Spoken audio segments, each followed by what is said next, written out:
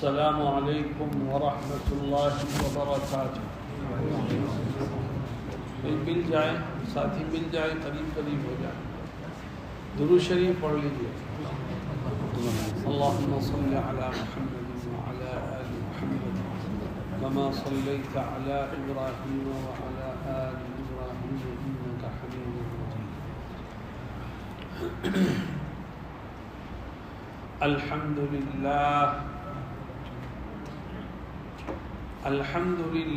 نحمده ونستعینه ونستغفره ونؤمن به ونتوکل علیہ ونعوذ باللہ من شرور انفسنا ومن سیئات اعمالنا من يهده الله فلا مضل له ومن يضلله فلا هادي له ونشهد أن لا إله إلا الله وحده لا شريك له ونشهد أن سيدنا ونبينا وشفيعنا وسندنا ومولانا محمدا عبده ورسوله صلى الله تعالى عليه وعلى آله وصحبه وبارك وسلم، أما بعد، أعوذ بالله من الشيطان الرجيم، بسم الله الرحمن الرحيم، إنا عرضنا الأمانة على السماوات والأرض والجبال فأبين أن يحملنها وأشفقن منها وحملها الإنسان إنه كان ظلوما جهولا۔ صدق الله مولانا العظيم۔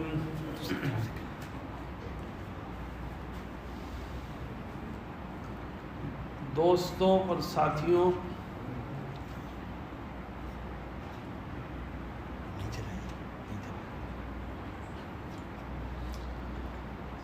اللہ رب العزت جس کو چاہتا ہے ہدایت دیتا ہے اور جس کو چاہتا ہے ہدایت سے محروم کر دیتا ہے۔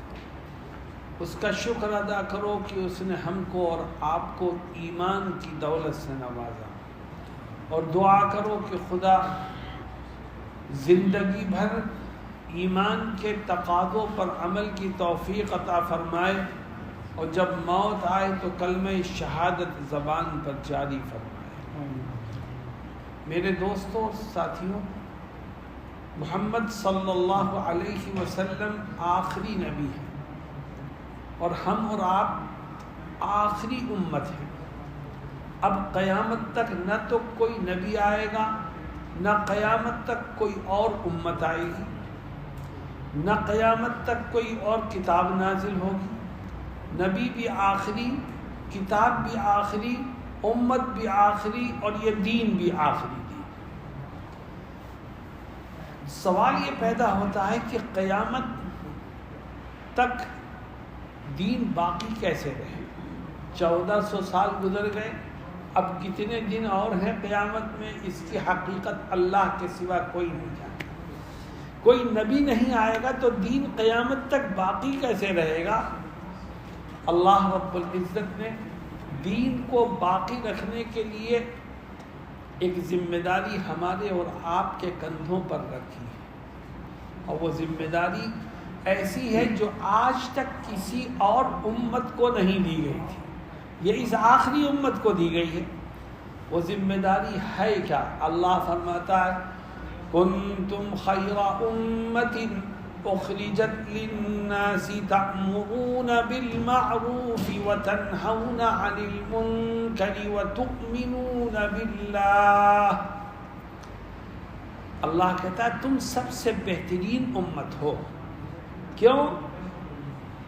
ہمارے سروں پر کون سا سرخاب کا پر لگا؟ فرماتا تم سب سے بہترین امت ہو اس لیے کہ تمہارے ذمے ایک ایسا کام ڈالا گیا ہے جو تم سے پہلے کسی امت کو نہیں دیا گیا تھا۔ اے اللہ وہ کام کیا ہے؟ فرماتے ہیں تمہارے ذمے یہ ہے کہ جو دین تم نے اپنے بڑوں سے سیکھا ہے وہ زندگی کے آخری سانس تک دوسروں تک پہنچانے کی کوشش میں مصروف رہو، دعوت و تبلیغ کے کام میں لگے رہو، الامر بالمعروف والنہی عن المنکر کرتے رہو، دین کو پھیلانے کا کام، دوسروں تک پہنچانے کا کام، تبلیغ و دعوت کا کام اس امت سے پہلے کسی اور امت کو نہیں دیا گیا، یہی امت ہے جس کو یہ کام دیا گیا۔ اور وجہ یہ ہے کہ اب کوئی نبی آئے گا نہیں تو دین بعد والوں تک، دنیا کے گوشے گوشے تک کیسے پھیلے گا؟ فرمایا یہ اب تمہاری ذمہ داری ہے، اور الحمدللہ امت اس ذمہ داری کو کسی نہ کسی حد تک پورا کر رہی ہے۔ 1400 سال گزر گئے ہیں، آج بھی مسجد کے مناروں سے اللہ اکبر کی صدائیں بلند ہوتی ہیں، آج بھی لوگ نمازیں پڑھتے ہیں، آج بھی لوگ رمضان کے روزے رکھتے ہیں، آج بھی لوگ حج کرتے ہیں اور زکوٰۃ دیتے ہیں۔ یہ دلیل ہے اس بات کی کہ امت نے اپنی ذمہ داریوں کو ادا کیا ہے، اور دعا کرو کہ اللہ رب العزت قیامت تک اس ذمہ داری کو ادا کرنے کی توفیق عطا فرماتا رہے۔ لیکن میرے دوستوں اور ساتھیوں، میں نے سنا آپ کے امام صاحب نے مجھے بتایا کہ جماعت کے ذمہ داران اور جماعت تبلیغ سے جڑے ہوئے لوگوں کا یہ اجتماع ہے، میں ہوں یا آپ ہیں، مدرسوں کے لوگ ہوں یا جماعت سے جڑے ہوئے لوگ ہوں، یہ دین کے خادم ہیں، دین کو پھیلانے کا کام کر رہے ہیں، مگر دین کو پھیلانے کا کام کرنے والے، دعوت کا کام کرنے والے، مدرسوں کا کام کرنے والوں کو چند اہم باتوں کا ہر قدم پر خیال رکھنا ہے۔ اگر ہم سے چوک ہو گئی تو یاد رکھو ہمارے سارے کیے دھرے پر پانی پھر جائے۔ اس لیے میں درخواست کرتا ہوں آپ سے کہ دین سے جڑے ہوئے ہر فرد کو، دین کی خدمت سے جڑے ہوئے ہر شخص کو ہمیشہ 4 باتوں کا خیال رکھنا چاہیے، کیونکہ شیطان کا نشانہ وہ نہیں بنتا جو مسجد میں نہیں آ رہا ہے، وہ تو شیطانی کام خود ہی کر رہا ہے۔ شیطان کا اصل ٹارگٹ تو وہ ہے جو مسجد میں آ رہا ہے، اصل ٹارگٹ وہ ہے جو دین کے کام سے جڑا ہوا ہے، اصل ٹارگٹ وہ ہے جو دین کی خدمت میں مصروف ہے۔ اس لیے ہمیں 4 باتوں کا بہت خیال رکھنا ہے۔ میں ہر ساتھی سے کہوں گا کہ اپنی زندگی کا جائزہ لو اور دیکھو یہ 4 باتیں ہماری زندگی میں ہیں کہ نہیں۔ اگر ہیں تو کامیابی کے دروازے کھلے ہیں، اور اگر نہیں ہیں تو دین کے کام سے جڑنے کے بعد بھی ناکامی کے سوا کچھ ہاتھ نہیں ہے۔ وہ 4 کام ہیں کیا؟ سب سے پہلا کام، آپ دعوت کے کام سے جڑے ہو، آپ اللہ کے راستے میں لگے ہو، 4 باتوں کا خیال رکھو۔ سب سے پہلی بات یہ ہے کہ دین کی خدمت اور دین کے کام سے جڑنے کے باوجود کبھی بھی اپنی آخرت سے بے فکر مت ہو۔ کبھی یہ نہ سوچنا کہ میں تو دین سے جڑا ہوا ہوں، مجھ سے بڑا جنت کا ٹھیکیدار کون ہو سکتا ہے۔ یہی وہ سوچ ہے جو انسان کے کیے دھرے پر پانی پھیر دیتی ہے۔ ہم دوسرے کو دعوت دیں اور اپنی فکر سے غافل ہو جائیں، یہ شیطان کا وہ حربہ ہے جو ہمیں ہلاکت میں مبتلا کرتا ہے۔ دوسرے کو دعوت دو مگر کبھی اپنے سے غافل مت ہو، دوسرے کو دعوت دو مگر کبھی اللہ کا خوف دل سے نکلنے مت دو۔ بقول شخص سے اگر کامیابی چاہتے ہو تو کرتے رہو اور ڈرتے رہو، بے فکر مت ہو اپنی طرف سے کہ صاحب میں تو سال میں 4 مہینے لگاتا ہوں، میں چلہ لگاتا ہوں، میں گشت میں شریک ہوتا ہوں، مجھ سے بڑا جنتی کون ہو سکتا ہے؟ نہیں، یہ ایک دین کے کام سے جڑے ہوئے شخص کے لیے یہ سوچ ہلاکت کا، بربادی کا اور تباہی کا ذریعہ ہے. کبھی اس کو دل میں مت آنے دیں. اللہ رب العزت قرآن کریم میں متقیوں کی صفت بیان کرتا ہے. کہتا ہے متقی کون ہے پتہ ہے تمہیں؟ راتوں میں اٹھتے ہیں،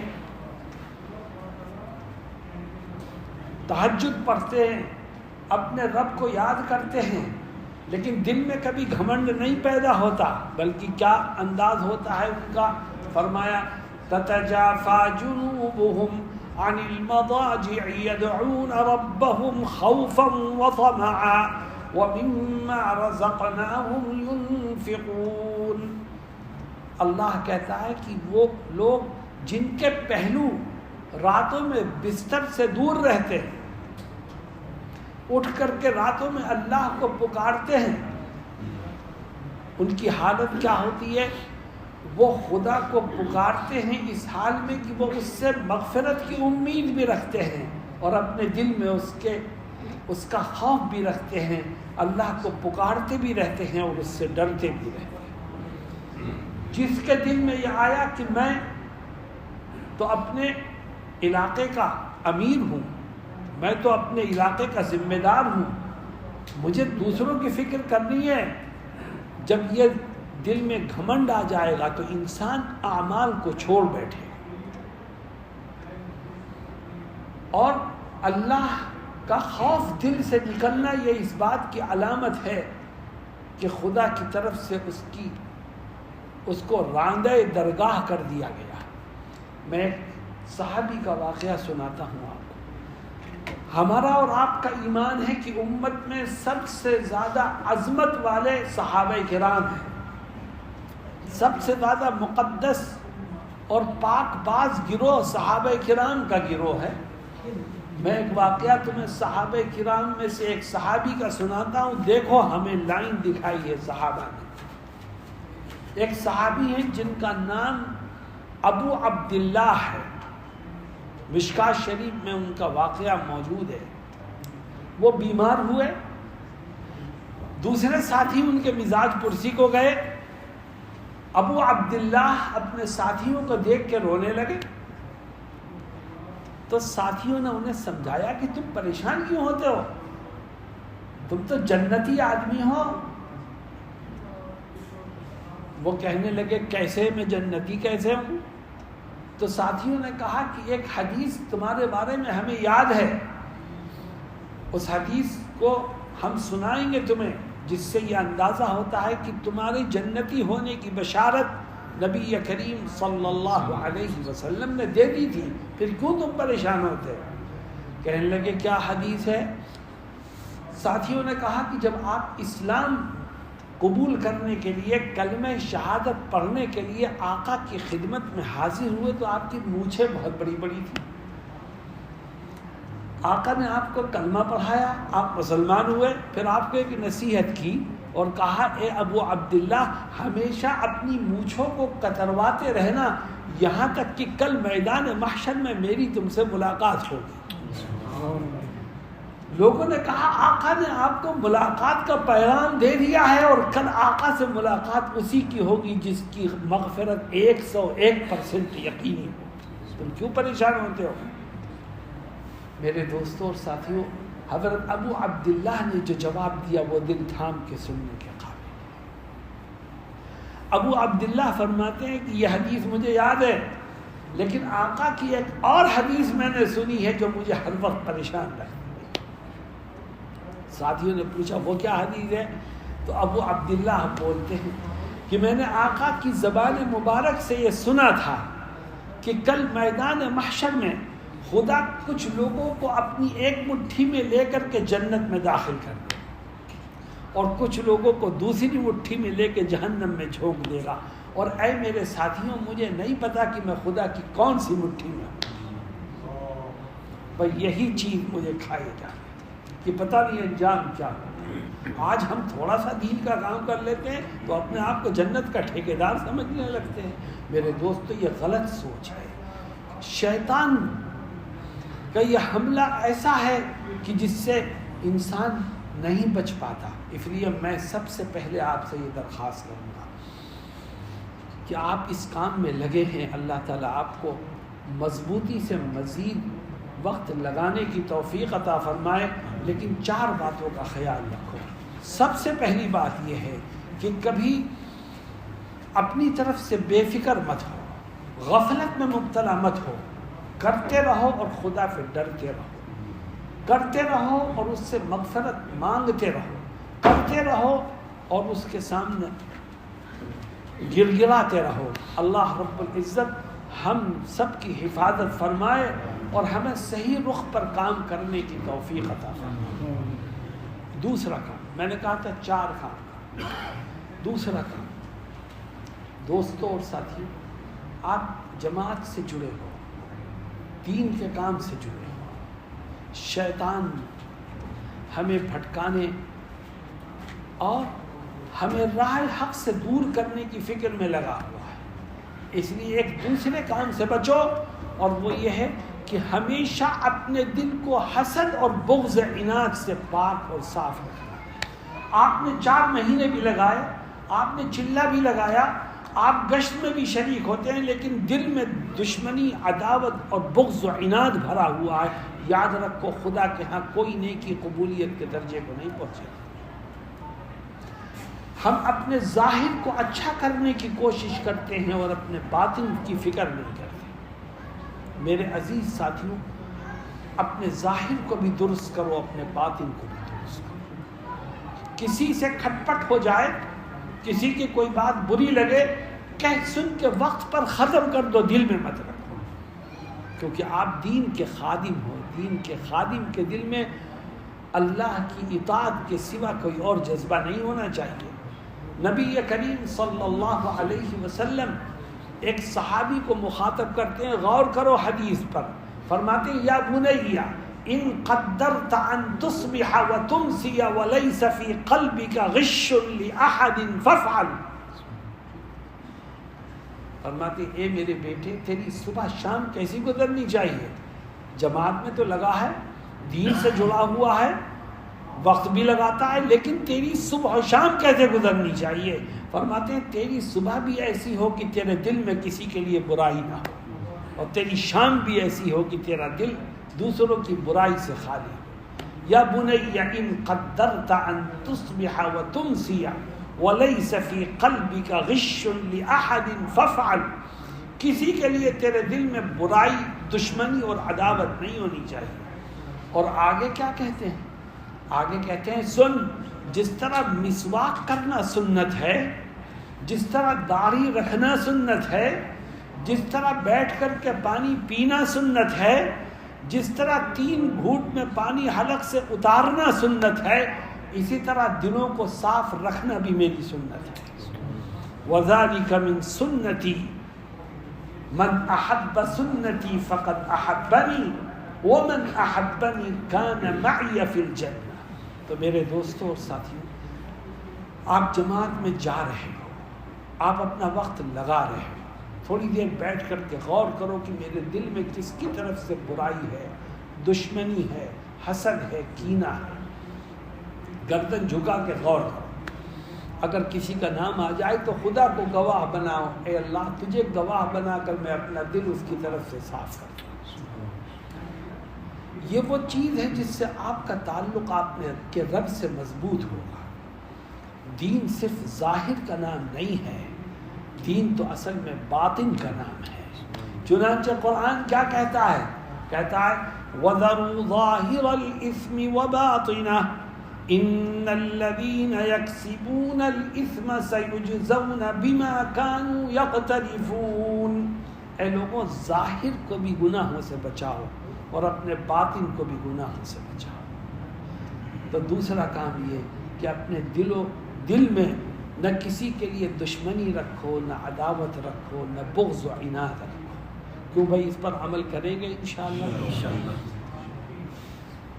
تیسرا کام, آپ دین کے کام سے جڑے ہو, اللہ تعالیٰ آپ کے جڑنے کو قبول فرمائے. میرے دوستوں اور ساتھیوں, ایک تیسرا کام بھی کرو. اور وہ تیسرا کام بھی بڑا اہم ہے. آج امت برباد ہو رہی ہے، تباہ ہو رہی ہے اس تیسرے کام میں خلل پیدا ہونے کی وجہ سے. اور وہ تیسرا کام یہ ہے کہ دین کے جس کام کو بھی کرو وہ خلوص کے ساتھ محض اپنے رب کی رضا کے لیے کرو، کسی کو دکھانے کے لیے مت کرو. کوئی ہمیں کچھ نہیں دے سکتا، دینے والی ذات تو اللہ کی ہے. ہم اگر وقت لگا رہے ہیں اللہ کے لیے، ہم اگر دین کی خدمت انجام دے رہے ہیں تو خدا کے لیے، ہم اگر دین کے کاموں میں حصہ لے رہے ہیں تو صرف اپنے رب کی رضا کے لیے. آج لوگوں نے الگ الگ مقاصد بنا لیے، دین سے جڑتے ہیں لیکن مقصد اپنا ہولڈ جمانا ہے، مقصد اپنی عمارت کو مضبوط کرنا ہے، مقصد لوگوں کو اپنے ارد گرد نچانا اور گھمانا ہے. خدا تیرے باطن کو بھی دیکھتا ہے، تیرے ظاہر کو. کہاں کھڑا ہوا ہے انسان؟ میرے دوستوں اور ساتھیوں، خلوص کے ساتھ. اور اللہ کا شکر کرو، اللہ تعالیٰ دین کے کام میں لگ کر کے اگر نمازیوں کے جوتے اٹھانے کی توفیق دے دے تو ہم سمجھتے ہیں یہ بھی ہماری نجات کا ذریعہ بنے. نہیں، ہم تو امیر بنیں گے، ہم تو کارگزاری سنائیں گے، ہم تو رہبر اور رہنما بنیں گے. اللہ اکبر، اس جذبے کو دل سے نکال پھینکو. جو کریں گے اللہ کے لیے، دنیا والے ہمیں کچھ نہیں دے سکتے. میں ایک مرتبہ دہلی سے دبئی کے لیے ایک جہاز میں بیٹھا، میں اپنا دکھ سناتا ہوں. میرے برابر والی سیٹ میں داڑھی والے ایک ڈاکٹر صاحب تھے نیو یارک کے، وہ بھی دلی جا رہے تھے. وہ دلی سے دبئی جا رہے تھے، دبئی سے ان کے فلائٹ انہیں تبدیل کرنی تھی. گفتگو ہونے لگی. پرانے آدمی تھے، مولانا انعام الحسن صاحب رحمۃ اللہ علیہ کے زمانے سے جڑے ہوئے تھے اور پڑھے لکھے ڈاکٹر تھے. بات چیت ہونے لگی. مجھ سے کہنے لگے کہ جماعت کے کام میں بڑی کمزوری آ گئی ہے اور میں تو بہت پہلے سے جڑا ہوں. مولانا یوسف صاحب کا زمانہ بھی میں نے دیکھا، مولانا انعام الحسن صاحب کے زمانے میں تو مجھے بار بار دلی مرکز آنے اور جانے کا موقع ملا اور میں جماعت سے جڑا ہوں، لیکن میں دیکھ رہا ہوں کہ کمزوریاں پیدا ہوتی جا رہی ہیں. تو میں نے کہا ڈاکٹر صاحب آپ کو لمبا تجربہ ہے، آپ اس کی وجہ بتا سکتے ہیں کیا ہے؟ تو دیکھو وہ ڈاکٹر ہے اور دیندار آدمی، بزرگوں کے ساتھ رہا ہے، کیا کہتے ہیں؟ میں نے کہا کیا وجہ ہے، کام میں کمزوری کیوں آ رہی ہے؟ تو ڈاکٹر صاحب فوراً بولتے ہیں کہ یہ جو حلقے کے اور علاقے کے امیر بنے بیٹھے ہیں در حقیقت یہی کام کی کمزوری کا سبب اور ذریعہ بن رہے ہیں. انہیں کام کو پھیلانے کی فکر نہیں، اپنی عمارت کو بچانے کی فکر ہے. اسی وجہ سے کام میں خلل پیدا. تو میں نے غور کیا کہ ڈاکٹر صاحب یہ کیا کہا ہے انہوں نے. میں دبئی پہنچ گئے، وہ اپنی جگہ چلے گئے، میں اپنی جگہ، مگر میں سوچتا رہا کہ بھئی ڈاکٹر صاحب نے یہ بات کہی کیوں. پھر ہم ہندوستان آئے، جماعت کے ساتھیوں نے آ کے ملاقاتیں کی. تو اب جو پرانا ساتھی ہے، جب میں اس سے یہ بات کہتا ہوں تو وہ مجھ سے کہتا ہے کہ مولانا صاحب ڈاکٹر صاحب نے 100% درست کہا ہے، 100% درست. اللہ دیکھ رہا ہے. خلوص سے کرو، اللہ کیا خلوص کی بہت قدر ہے. تھوڑا کام کرو، خلوص کے ساتھ کرو. آج میں ذمہ دار ہوں، کل کسی کو بھی ذمہ دار بنا دیے جائے مجھے کوئی فکر نہیں، کیونکہ میں نے تو اللہ کے لیے کیا ہے.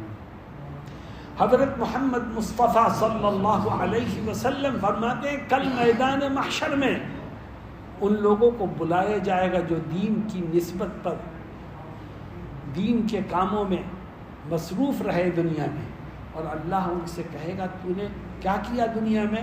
وہ کہے گا صاحب میں نے پڑھا لکھا، دین کو سیکھا سکھایا، دور دور گیا، تبلیغ کی، میں دین کو سکھانے میں مصروف رہا.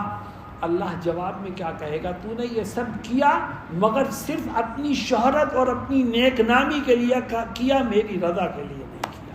آج تیرا تیرا بدلہ جہنم کے سوا کچھ نہیں۔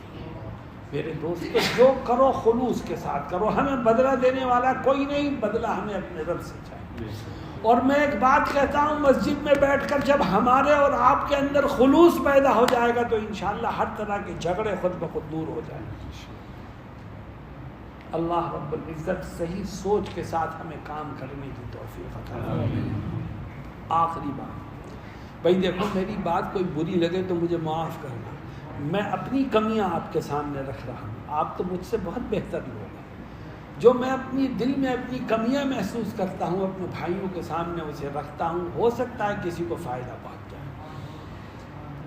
آخری بات، آپ دین کے کام سے جڑے ہو، میری دعائیں آپ کے ساتھ ہیں اور مجھے امید ہے آپ کی دعائیں میرے ساتھ ہیں۔ میں نے کہا تھا آپ کو بہت احتیاط سے کام کرنا ہے اور 4 باتوں کا خیال رکھنا ہے۔ سب سے پہلی بات یہ کہ کام سے جڑو مگر کبھی بھی اپنی طرف سے غافل مت رہو۔ دوسرا کام یہ تھا کہ کام سے جڑو مگر کبھی بھی کسی ساتھی کے لیے، کسی رشتہ دار کے لیے، کسی مسلمان کے لیے اپنے دل میں عداوت اور دشمنی کو پیدا مت ہونے۔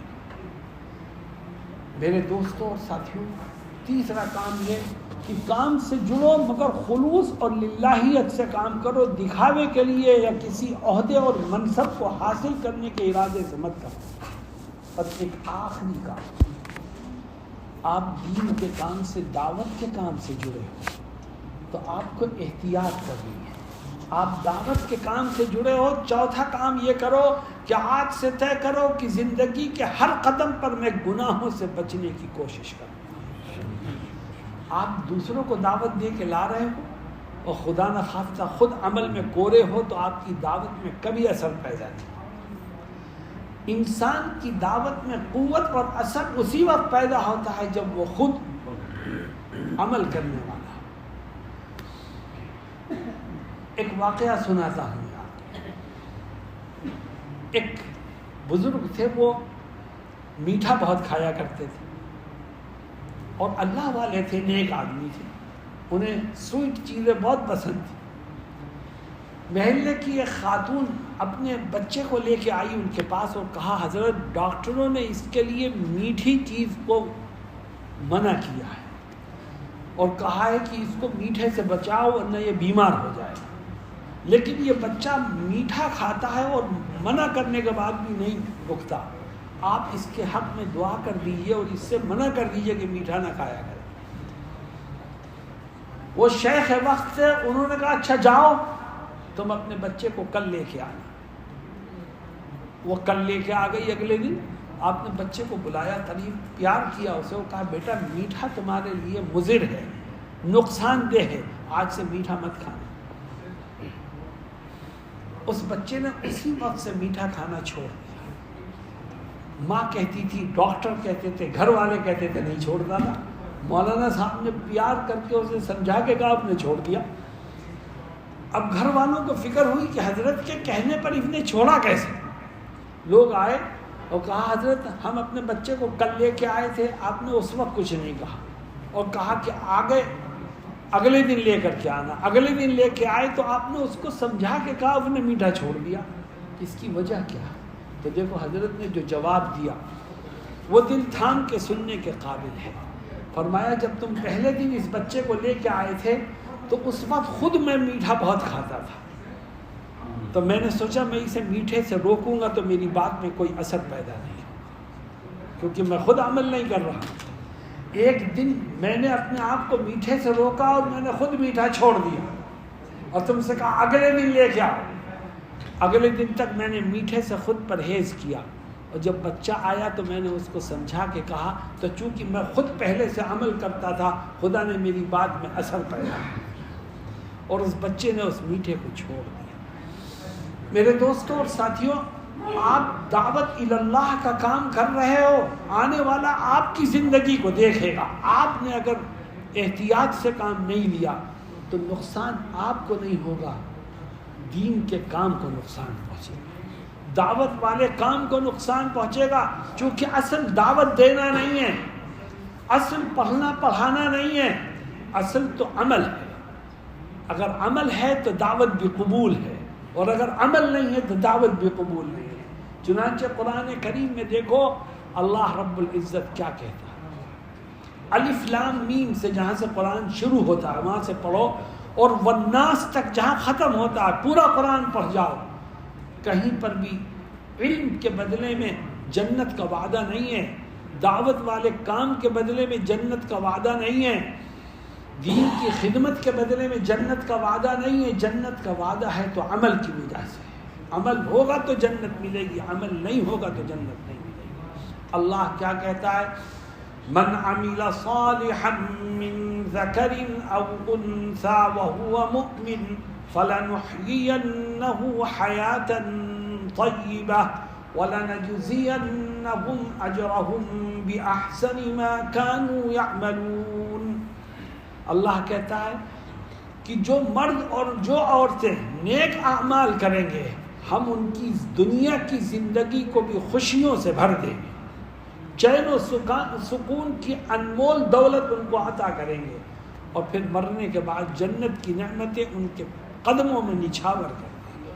تو میرے دوستوں، آج سے طے کرو کہ انشاءاللہ ہم نہایت احتیاط سے کام کریں گے اور اپنے آپ کو بھی ہمیشہ ناجائز اور حرام کاموں سے بچائیں گے۔ ایک مرتبہ ایک محلے کے کچھ ساتھی میرے پاس آئے اور مجھ سے ایک شکایت کی۔ دیکھو جو شکایت میں آپ کے سامنے رکھ رہا ہوں وہ ہر محلے کی شکایت ہے اور ہر جگہ یہ کمیاں مل رہی ہیں۔ کہنے لگے صاحب ایک بات کہنی ہے۔ میں نے کہا کہو کیا؟ تو وہ کہتے ہیں کہ ہمارے ہاں جماعت کے کچھ ساتھی ہیں جو جماعت میں جاتے ہیں اور لوگوں کو لے جاتے ہیں، کبھی 3 مہینے کے لیے، کبھی 4 مہینے کے لیے، کبھی چلنے کے لیے، اور ان کا حال یہ ہے کہ وہ جماعت میں جاتے ہیں، مسجد کے ماحول میں رہتے ہیں تو 5 نمازیں باجماعت پڑھتے ہیں، اور جب وقت لگا کے گھر واپس آتے ہیں تو نہ فجر کا پتہ ہوتا ہے نہ عشاء کا پتہ ہوتا ہے۔ کیوں بھئی یہ کمی ہے کہ نہیں ہے؟ بولو لا حول ولا قوت الا باللہ۔ اس کمی کو ہمیں دور کرنا ہے۔ ہم نے وہاں جا کر کے جو سیکھا ہے اپنے مقام پر واپس آ کے اس پر عمل کرو، تبھی جانا کامیابی کا ذریعہ بنے گا۔ آپ مسجد کے ماحول میں ہیں، چلہ اور 3 مہینے 4 مہینے میں ہیں تو آپ نماز بھی پڑھ رہے ہیں، گناہوں سے بھی بچ رہے ہیں، قرآن کی تلاوت بھی کر رہے ہیں، ذکر بھی کر رہے ہیں، اور جب گھر آئے تو سارا معمول ختم۔ اس کا مطلب یہ کہ وقت ضائع کیا ہے، اس کے سوا کچھ نہیں ہے۔ اللہ رب العزت ہم سب کی حفاظت فرمائے۔ دوستوں میں بولتا رہوں، آپ سنتے رہیں، اس سے کچھ حاصل ہونے والا نہیں۔ جو 4 باتیں آپ کے سامنے رکھی ہیں آپ اس کو مضبوطی سے پکڑ لیں۔ انشاءاللہ آپ کا جڑنا، آپ کا گھروں سے نکلنا، آپ کا دعوت و تبلیغ میں لگنا، یہ باعث خیر اور ذریعہ نجات بنے گا۔ اللہ ہم سب کو صحیح رخ پر کام کرنے کی توفیق عطا فرمائے۔ وآخر دعوانا ان الحمد للہ رب العالمین۔